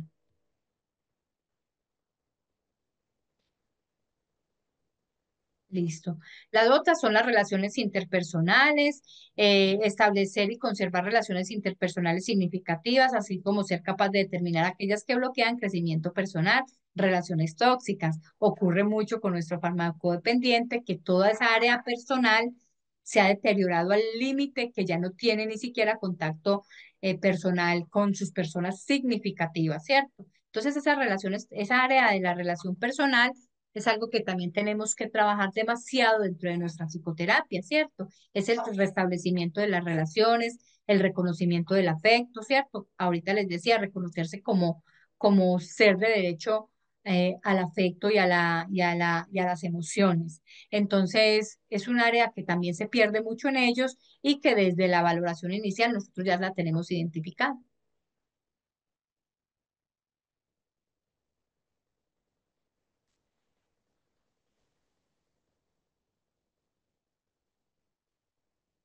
¿Por qué las personas, a ver, bueno, por qué las personas tienen su mayor conflicto con la persona que más lo han apoyado? Porque uno de los mayores conflictos del consumidor o de cualquier persona que tenga una situación de adicción es precisamente lo afectivo, ¿cierto? En el consumidor se pierde mucho el significado de afecto. ¿Cierto? Entonces, para ellos es indiferente el otro, para ellos es indiferente el sentimiento, el dolor, absolutamente todo con relación al otro y no identifica esa persona afectivamente allegada a él, ¿cierto? Cuando empieza a reconocer esto un adicto, cuando ya empieza su tratamiento cognitivo-conductual, cuando ya podemos decir que está en esa etapa de desintoxicación y deshabituación, donde ya podemos entender que él ya es capaz de manejar unas funcionalidades cognitivas, ¿cierto? Cuando nosotros ya vemos eso, ya podemos empezar a trabajar todo lo que es el afecto en él. Pero una de las características primordiales del adicto, además de la negación, del problema con la norma, la autoridad y esas cosas, es también como esa pérdida del sentido afectivo. Pero tiene mucho que ver, si lo vemos desde la parte biológica y de todo lo de la sustancia contra el cerebro, vemos que como eso atenta contra todos los sistemas, digamos, emocionales, psicológicos propiamente del cerebro, obviamente tenemos esa parte o esa funcionalidad deteriorada por el consumo, ¿cierto? Cuando ya tenemos el proceso de deshabituación y desintoxicación, podemos estar pensando en una plasticidad neuronal y cerebral. Entonces eso nos puede estar indicando que el paciente ya está volviendo a recuperar como todas sus funcionalidades a nivel cerebral, ¿cierto? Pero una de las características supremas del, del adicto de pronto ya en un grado alto es la pérdida afectiva hacia cualquier cosa, ¿cierto? Él no va a identificar que esta mamá que está sufriendo y que está llorando todos los días y le está suplicando del consumo, le está doliendo. No le está doliendo porque si a él mismo no le duele su propio autocuidado, ¿cierto? Mire que es una de las áreas de vida que se pierde con más rapidez que la personal, entonces no podemos decir que él está siendo coherente con los afectos, ¿cierto? hacia el otro. Entonces, eso es algo que tenemos que empezar a reestructurar desde la dinámica también de atención en todo ese tipo de terapias cognitivo-conductuales y emocionales.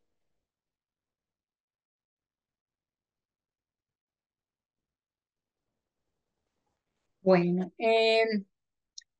la toma de decisiones. Entonces, la toma de decisiones es la quinta habilidad que también se propone, que es decidir. Decidir significa actuar proactivamente para hacer que las cosas sucedan en vez de limitarse a dejar que ocurran como consecuencia del azar o de otros factores externos. También es otra habilidad que se va construyendo a través de la práctica del tratamiento, ¿cierto? Porque les recuerdo, si nos ponemos a sentarnos a mirar cada una de estas habilidades, son las que tienen totalmente perdidas nuestro adicto, ¿cierto? Y ahí es donde vamos a apuntar nosotros también la terapia. Es como los factores como más críticos y los más eh, que tenemos que prestarle mayor atención porque esos nos refuerzan otra cantidad de cosas con relación al sujeto. El sexto sería el manejo de problemas y conflictos. No es posible ni deseable evitar los conflictos. Gracias a ello, renovamos las oportunidades de cambiar y crecer. Pueden ser una fuente de sinsabores, pero también una oportunidad de crecimiento. Entonces, identificar el conflicto no como algo que nos bloqueó, sino que identificar el conflicto desde la oportunidad de crecimiento, ¿cierto? No quedarnos con el conflicto, no quedarnos llorando por el conflicto, sino ante ese conflicto crear capacidades y estrategias para afrontarlo y trascenderlo, ¿cierto? Porque aquí el conflicto se propone no desde una dinámica de queja y de dolor, sino más bien desde una oportunidad para mejorar y trascender. El otro sería el pensamiento creativo, entonces usar la razón y la pasión, emociones, sentimientos, intuiciones y fantasías para ver la realidad de la perspectiva diferente que permita inventar, crear, emprender con originalidad. Obviamente hablábamos ayer también de una práctica o una técnica muy buena que podemos combinar con las otras técnicas cognitivo-conductuales y motivacionales, que es el arte terapia, ¿cierto? Desde ahí también podemos empezar a trabajar todo lo que es la creatividad y la toma o la creación de soluciones creativas con relación a nuestra problemática.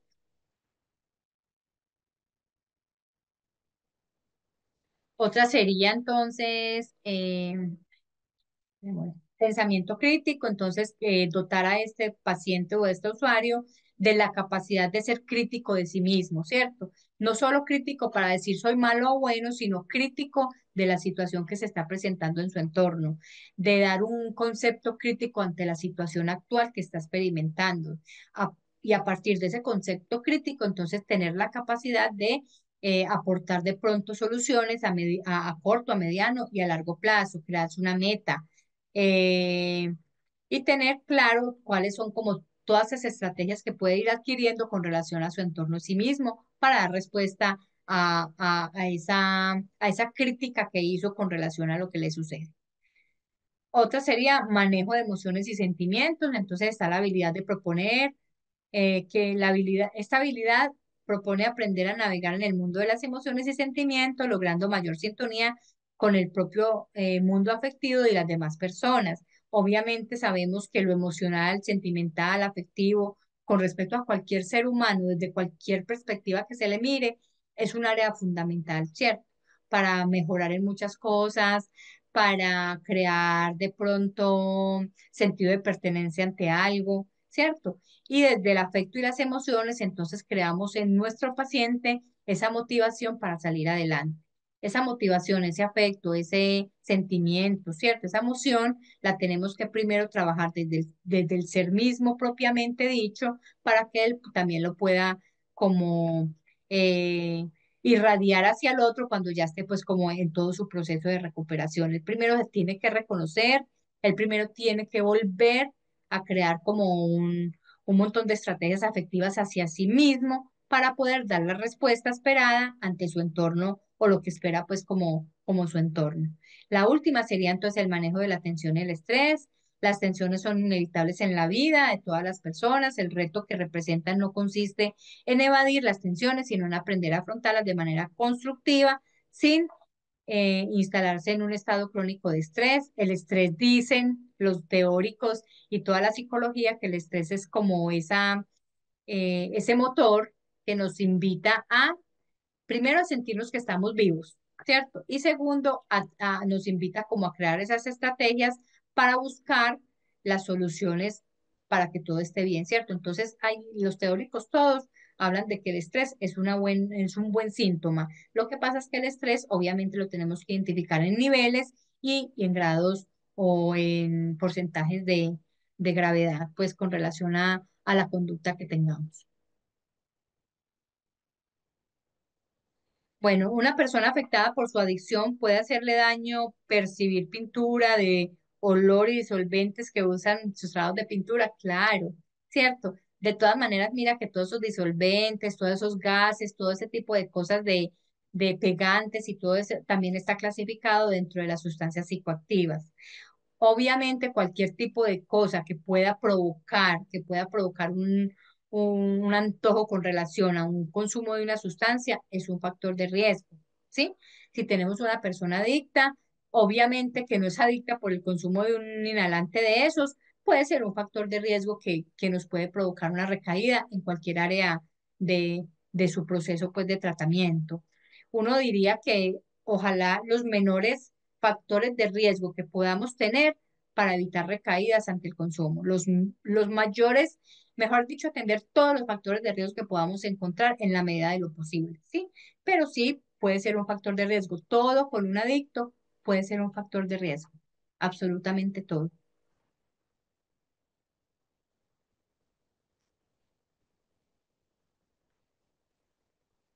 Bueno, muchachos. Eh,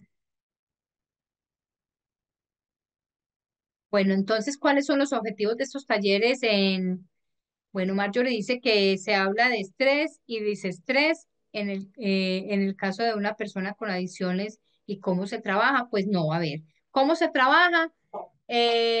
Lo que pasa es que el adicto, con todo su trabajo cognitivo-conductual, de habilidades de vida, hay que trabajarle siempre que las situaciones que se presentan en cualquier momento, inclusive toda la situación a la cual que él se enfrente, es una situación que genera estrés. No es lo mismo un drogodependiente en un proceso de tratamiento ante su consumo que usted, por ejemplo, enfrentarse al mismo estímulo con relación al consumo cuando tú no eres consumidora, ¿cierto? A él hay que capacitarlo con respecto a que cualquier situación que se genere en su entorno puede ser un detonante de estrés que lo puede llevar de pronto a una recaída, ¿cierto? Como es tan, digamos, tan minúscula o tan chiquitico el paso que puede ser de un detonante a la recaída, entonces a él siempre hay que dotarlo de esas habilidades de identificación de situaciones que le puedan provocar estrés, ¿cierto? Y dotarlo de las estrategias para el manejo del estrés. ¿Cuáles son las estrategias de manejo del estrés? Todas las actividades ocupacionales que pueda tener, actividades sanas, ¿cierto? Hablamos ayer del arte, hablábamos ayer de los deportes, hablábamos de hábitos de vida sana, de pronto de establecer algún ritmo en cuanto al sueño, la organización del tiempo. Todo ese tipo de cositas pueden ser tipsitos que le pueden dar a nuestro paciente para que tenga las capacidades y las estrategias que cuando tenga una situación de estrés sea capaz de manejarla, ¿cierto? Obviamente, eso va también trabajándose en la marcha del tratamiento porque la persona que apenas está iniciando un tratamiento psicoterapéutico, obviamente no le vamos a pedir o no le vamos a exigir que tenga todas las habilidades para enfrentarse a una situación estresante que él la puede pues como significar como estresante. Sabemos que todas las situaciones no son iguales para todos, ¿cierto? Pero con el adicto sí tiene mucho que ver que cualquier situación para él puede ser estresante, ¿cierto? Precisamente por la incapacidad que tiene con relación a la toma de decisiones e identificación de, de situaciones de riesgo, ¿cierto? Y la poca habilidad que tienen estrategias para enfrentar cualquier situación que se le presente. Los objetivos de los talleres de habilidades para la vida. Los objetivos entonces conducen a un mejoramiento de rendimiento escolar, también se orientan a conocerse mejor. Ahorita hablábamos pues del autoconocimiento, comunicarse más eficazmente, hablamos de la asertividad, ¿cierto? De la empatía, aprender a tomar decisiones, a mejorar las relaciones con los demás, a saber dar pasos necesarios para llegar donde se quiere y gestionar el uso de tecnologías. Las habilidades también nos conllevan, las habilidades también nos conllevan a eh, se me fue, saber dar los pasos necesarios para llegar donde se quiere y gestionar el uso de las tecnologías, pero también todas esas habilidades nos conducen a relacionarse pues como con su entorno y reconocer como todos esos, eh, digamos, elementos favorables que tiene en su entorno, llámese familiar, llámese social o de sí mismo, para llegar pues como, a ver, ¿cómo les explico? Es como la estrategia, los recursos que tengo para llegar a un fin, ¿cierto? ¿Qué quiero conseguir con, con capacitarme en estrategias de vida? Pero ¿qué recursos tengo para llegar allá? Las estrategias de vida y el mejoramiento de cada una de ellas también requiere de saber qué recursos tenemos, ¿cierto? ¿Por qué? ¿A qué me refiero? Un ejemplo, por ejemplo, con las sustancias psicoactivas. Si yo tengo un uso de sustancias psicoactivas, estoy en un tratamiento psicoterapéutico, pero a pesar de ello, tengo una enfermedad mental de base que no la estoy atendiendo, ¿cierto? Y a pesar de ello, también tengo una red de apoyo que no es como tan favorable ni sostenida en el tiempo. Entonces yo me pregunto, ¿esas habilidades de vida las puedo fortalecer adecuadamente si no cuento con los recursos para llegar a eso? Si tengo una enfermedad mental que no me están trabajando, no la estoy tratando, ¿cómo voy a yo como paciente a lograr, por ejemplo, gestionar emociones? Si tengo una enfermedad mental que tiene que ver con aspectos depresivos y ansiosos y no la estoy manejando. A eso me refiero todos los recursos que tengo alrededor de mí, porque todas esas habilidades de vida no se trabajan desde la propia persona solamente, sino también desde los recursos que tenemos a nivel social y comunidad.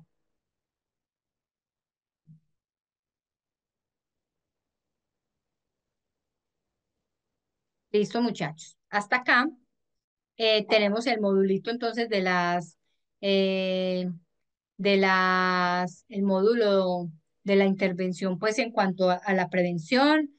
Hasta aquí llegamos con respecto a todos los temas relacionados al diplomado, pues de adicciones e intervención y dinámicas familiares. Eh, ¿Qué les puedo decir? Podemos encontrar, ayer no les comenté que hay un libro muy bonito que se llama 200 técnicas, no sé si lo conozcan alguno de ustedes, que tiene 200 técnicas de terapia breve. Ayer hablamos de unas técnicas muy cortas, muy elementales, las describimos, pero este librito yo lo traté de buscar como a ver si de pronto en internet lo ofrecían en un PDF, pero no lo encontré así, entonces lo buscan desde su navegador, 20 técnicas para terapia breve, y nos van a dar muchas técnicas que nosotros podemos aplicar desde nuestra intervención cognitivo-conductual, ¿cierto? Y dialéctica. Entonces nos puede servir mucho como para también tipsitos en relación a los pacientes, pues de forma personalizada. También con respecto a la prevención, como les preguntaba ahora, no sé eh, cuántos de ustedes están pues como en este campo en este campo de la prevención con niños, niñas y adolescentes. Por ahí hay una personita pues que me dijo que esa personita trabajaba con niños, pero no sé cuántos más, pero también es bueno como tener un recurso preventivo. Yo les voy a recomendar una página de eso es que como una asociación, una corporación a nivel internacional que ofrece material para trabajar desde la escuela o desde esos espacios, pues como de grupos con respecto a la prevención de sustancias psicoactivas. ¿Por qué se los voy a recomendar? Porque tienen muy buen material para todo lo preventivo, pero también tú te inscribes y te llega a tu casa un kit grandísimo con mucho material para trabajar desde la educación preventiva con con grupos focalizados, ¿cierto? Es una herramienta buena, yo la he usado en colegios, llega la cajita cargada de un montón de folleticos, cada cajita trae todos los folletos de las sustancias psicoactivas muy bien descritas, con todo, con fotos, o sea, es excelente el material que podemos conseguir y es un material que nos lo dan gratis. De hecho, nos llega a la casa, donde quieras que vivas, en cualquier país que vivas. Yo les voy a dar eh, el link como de esa página para que ustedes la revisen y se inscriban. Cuando se inscriban, ustedes solicitan de forma gratis el kit y les llega la caja con todo el material para ustedes aplicarlo desde el ámbito escolar o en el ámbito que ustedes quieran. Te viene el libro para educador, te vienen todas las actividades que puedes aplicar y todos los folleticos y también te vienen póster, videos, una cantidad de elementos y herramientas que pueden utilizar a la hora de ustedes hacer algo, algún tema preventivo en algún entorno. Hay muchos autores, Julia, con relación, no, Julia no, Wisner, con relación al libro que yo les propongo con las 200 prácticas. De hecho, hay otros libros que traen 50, otras 500, pero yo estuve mirando pues como el de 200 y me gustaron pues como todas las técnicas. Son técnicas breves, son técnicas fáciles, con mucha facilidad para la intervención. Entonces, lo pueden adquirir, ¿cierto? Lo pueden hasta adquirir por Mercado Libre, por Amazon. Ustedes lo buscan así y les van a aparecer muchos, muchos, muchos de ellos. No tengo el autor específico porque finalmente pues está creado como por varias editoriales y varias empresas. Pero sí es una buena, es favorable y es asequible como a cada uno de nosotros. Bueno, sí, Marjorie, les voy a compartir el link ya mismo lo voy a buscar, el de esta página que yo les estoy diciendo. Para mí ha sido de mucha ayuda, ha sido muy enriquecedor para cuando yo he trabajado más que todo en colegios con alumnos, ¿cierto? Como les digo, trae el paquetico con todas las sustancias psicoactivas, inclusive muy definidas y con todo lo que podamos saber de ellas. Y es una buena herramienta para trabajar desde los grupos. Entonces, se lo recomiendo, inscríbanse, solicítenlo de forma gratuita y les va a llegar a sus casas. Eh, no lo creen, pero les llega a su casa en su cajita con todo el material. Muy chévere que es el contenido. Bueno, muchachos, ahora entonces quiero como que evaluemos un poquito de lo que llevamos del curso. ¿Les ha parecido bien? ¿Sienten que de pronto hay algún tema que quedó flojito, que de pronto no abordamos dentro de la capacitación? Yo traté pues de hacer un abordaje como muy completo y muy, digamos, de lo que se requiere en realidad con respecto a la atención y la intervención, a la identificación. De esto se puede hablar mucho, ¿cierto? Podríamos quedarnos aquí toda la vida hablando del tema de adicciones, pero tratamos como de enfocarlo con respecto a lo que en realidad pues nos debe de importar en el momento actual con el consumo de sustancias psicoactivas. Si tienen algún aporte, como les dije, con respecto a algún tema relacionado, también entonces estamos abiertos pues como a, a escucharlo, porque ustedes también tienen un montón de experiencias e historias que también nos pueden enriquecer demasiado a nosotros. Catherine pregunta que si el material tiene costo, no tiene ningún costo, tú te inscribes, lo solicitas, solicitas como una muestra gratis del material y te llega una caja grande con respecto a todo el material que necesitas para hacer una buena intervención ante la prevención del consumo. Bueno, Julia, muchas gracias por ese aporte de que es interesante el curso. Ya María Gracia, enseguida les voy a poner el link. Listo. Si no lo encuentro para ponerlo aquí mismo, porque pues estoy manejando varias páginas a la vez, yo se los pongo en el grupo, pero voy a tratar ya mismo pues de hacerlo. Ustedes entran solamente a ese link y van a ver la página completa de la promoción de eso. Lo miran, lo visualizan bien y miran si de pronto a ustedes les puede servir. Les digo que a mí personalmente me sirvió y de todas maneras todavía en la actualidad lo aplico en muchas situaciones donde yo tengo que ir y me piden de pronto una charlita con relación al consumo de sustancias. Entonces aprovecho, llevo mis folleticos y eso me sirve como una actividad muy lúdica con relación a la capacitación. Pues son capacitaciones breves, aunque ellos te traen un cuadernillo de un curso grande con relación a unas actividades diarias que se pueden aplicar con los grupos pues focalizados.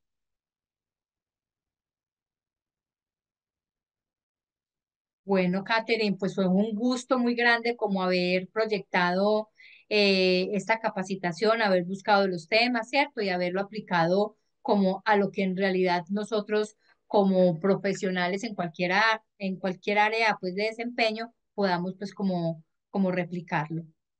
David, te doy la palabra. Voy a buscar mientras tú hablas el link para montarlo acá, para que todos lo tengan y puedan entonces hacer uso de y solicitar pues como el material ante esta página.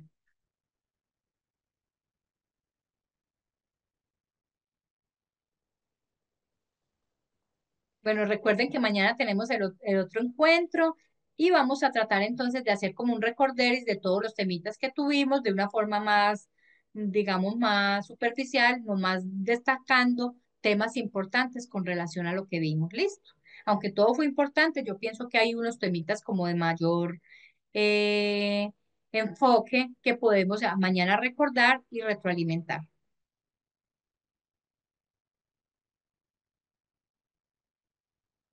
Bueno, con mucho gusto, Marjorie. Mañana a la misma hora. Entonces, David, ¿te encuentras por ahí?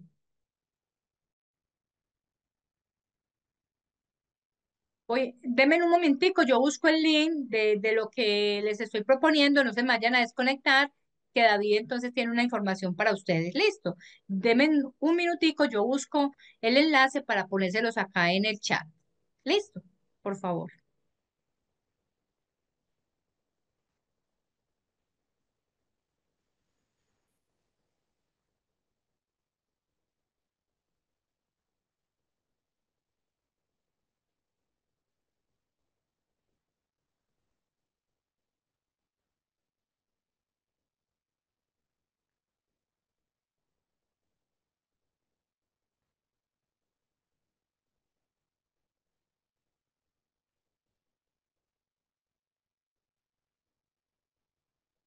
Bueno, ahí les voy a mandar el link.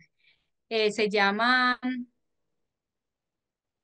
es de una fundación que se llama Un Mundo Libre de Drogas.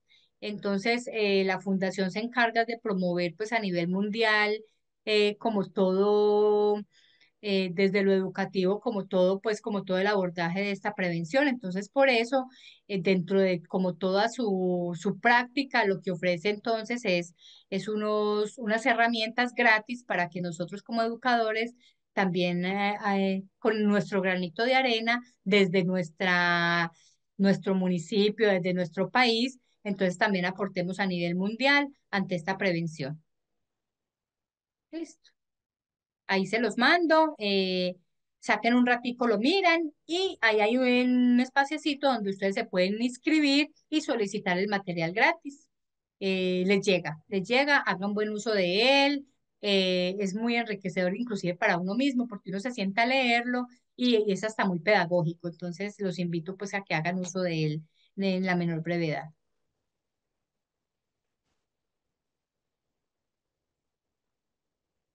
Bueno, muchachos, ¿alguna pregunta? Mientras David nos hace el cierre.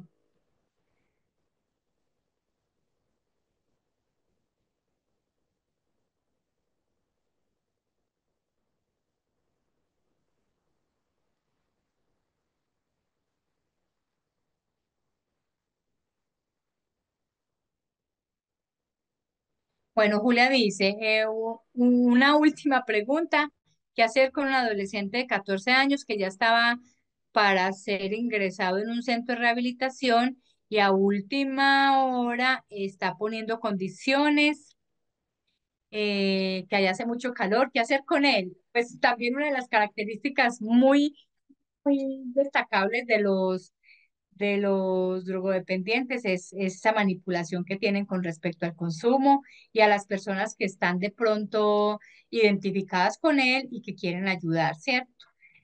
Pues es un menor de 14 años, si todavía es menor de 14 años, es una personita que aquí en Colombia pues todavía podemos casi, digámoslo entre comillas, obligar a tener un proceso de rehabilitación, ¿cierto? No, es persuadirlo, ¿cierto? Desde la importancia del consumo y tratar pues como por todos los medios de una forma que él no se vaya a evadir o vaya a ser de pronto un factor de riesgo para su integridad, ingresarlo pues como allá, ¿cierto? Pero lo que sí tenemos que saber y nosotros como terapeutas también saber intervenir es todas esas características que tenemos con nuestros pacientes drogodependientes, que son de la manipulación extrema y también de, ellos usan mucho las negociaciones, aunque no cumplen los objetivos, pero les gusta también hacer como uso de negociaciones.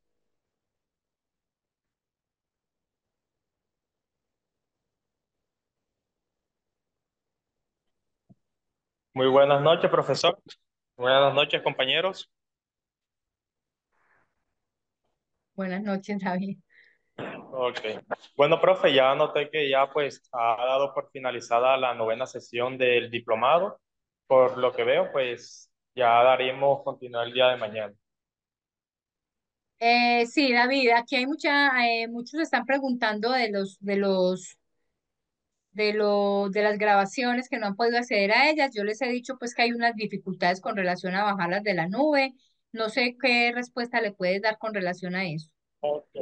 Bueno, profesora, compañeros, les informo. El problema al parecer es como que en la nube como que se descarga, pero no la visualiza de tal manera en en todos los dispositivos. Entonces estoy buscando pues la manera de que pueda ser proyectado a todos ustedes desde cualquier plataforma y así pues puedan acceder a ella. Voy a hacer el último otro esfuerzo con el ingeniero, el cual me va a explicar una manera de poderla descargar de manera más eficaz y así poderla enviársela a los grupos de WhatsApp. Aún así, en base a que hemos tenido ese retraso con las clases grabadas, nosotros hemos tomado la iniciativa de la clase de mañana, que sería la sesión número 10 para finalizar el diplomado. Vamos a hacer una retroalimentación de todos los temas vistos hasta ahora. De pronto no se va a hacer de una manera muy específica, pero sí abordaremos todos aquellos temas que de pronto quedaron con alguna duda ustedes o alguna expectativa. Bueno, también quería comentarles sobre el aporte que estaban pendientes a realizar. Bueno, mediante al aporte que hemos venido pues dialogando, hemos aplazado el pago hasta el día de mañana, el aporte que ustedes puedan hacer para la elaboración de su certificado por 150 horas del diplomado en adicciones y dinámicas familiares con estrategias de intervención. Bueno, teniendo en cuenta que pues ya algunas personas me han comentado por privado que de pronto no tuvieron el dinero en el momento para poder hacer el aporte, como otros que de pronto se conectaron a mitad del diplomado y no escucharon la información a tiempo, les hemos facilitado esa manera de que puedan hacer su aporte y así adquirir la certificación. Ya correspondo pues a enviarle lo que serían nuevamente los medios de pago a los grupos de WhatsApp por donde pueden realizar soporte tanto a las personas de aquí de Colombia como a las personas de otros países de manera internacional. Recuerde que solamente los pagos se hacen en las cuentas autorizadas que nosotros enviamos a los grupos de WhatsApp. En el momento, bueno, voy a dejar nuevamente colgado aquí el link del grupo oficial para que se puedan ir agregando a aquellas personas que aún no lo han hecho. Ya la profesora, como la había comentado antes, ella también dejó en el grupo oficial lo que sería el link con el material, los módulos y, si no estoy mal, un link con un video recreativo sobre lo visto ya en clases. Y así ya pues daríamos como finiquitado lo que sería hasta ahora las 9 sesiones. Quedo atenta a cualquier duda que tengan. Al privado se pueden comunicar conmigo y en todos los grupos de WhatsApp aparezco como administrador David San Miguel. Aquí les dejé el link del grupo oficial, se pueden ir agregando, que ahí está pues el material que se va a enviar el día de mañana. Mañana volvemos a enviar nuevamente lo que sería el link con los módulos y en lo puntual trataré de enviar las clases grabadas, todas las que se puedan. Les recuerdo nuevamente, el día de mañana sería la sesión número 10, la clase número 10 del Diplomado en Adicciones y haremos una retroalimentación de todos los módulos vistos hasta ahora para así de pronto finiquitar aquellas expectativas o dudas que quedaron en algunos temas. Bueno, no siendo más compañeros, ya sería vernos el día de mañana nuevamente a la misma hora y también les daré otra información de suma importancia para aquellas personas que ingresaron tarde el diplomado en adicciones. Muchas gracias, profesora. Gracias, compañeros, por su participación activa y nos veremos el día de mañana, 20 de marzo, que sería el último plazo para su aporte para adquirir su certificado y así finalizamos lo que serían las clases del diplomado en adicciones. ¿No? Muchas gracias a todos ustedes, feliz noche y me comprometo entonces mañana a subir como todo el material del módulo 3 que acabamos de terminar. Buenas noches, espero que entonces todo haya sido como de de mucho aprendizaje, ¿cierto? Nos vemos mañana, muchas gracias.